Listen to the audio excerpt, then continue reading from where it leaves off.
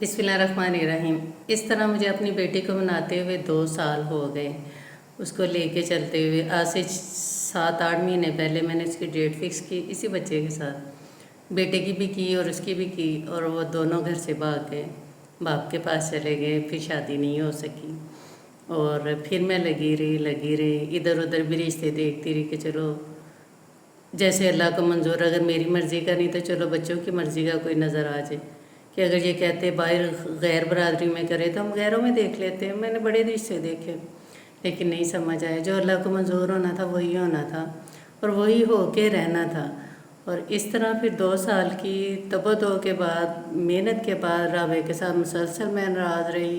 मुसलसल मैंने उसे ब्लॉक रखा। बहुत कम बात करती थी। एक ही बात थी कि हम 3 बहनें हैं और हम 3 बहनें आपस में मिलती रहें और हम गैरों में रिश्तेदारियां ना करें। अगर हम गैरों में मिलेंगे तो फिर हम गैरों के लिए से ही मिलेंगे, फिर अपनी बहनें छूट जाएंगी, पीछे रह जाएंगी और हम मिल नहीं सकेंगे। मैंने अपनी बहन के लिए अपनी बहन का मान रखा। 2 साल से वो रिश्ता मांग रही थी, मैंने उसको रिश्ता दिया।